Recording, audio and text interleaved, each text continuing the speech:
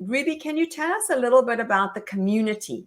Are there other international people? I know that you both said that Fargo is maybe more international than what Bismarck is, but I mean, do you have a community? How did you find that when you arrived here?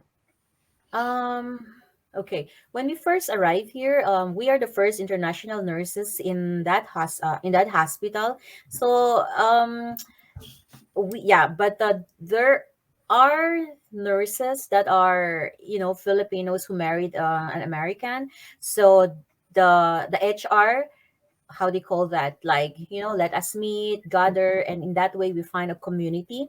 And I tried also to search online. There's also like a Filipino American community here if you want to join. Yeah.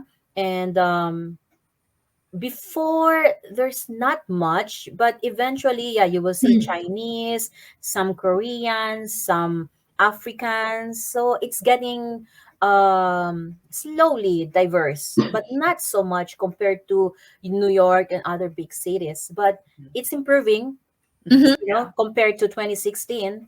Yeah, we are seeing more people from different countries. Yeah. And you're going to see a lot more because we are recruiting a lot of nurses for North Dakota and South Dakota and Minnesota and that whole area. And there's going to be hundreds of people coming through. So I think that the community is going to be growing and changing and evolving as well, which is going to be, I think, a lot of fun because Oh, that makes that's a huge, nice. yeah. Then they should have a Filipino restaurant here, huh? Ah, there you go. Lee's saying, I hope to see Fargo soon.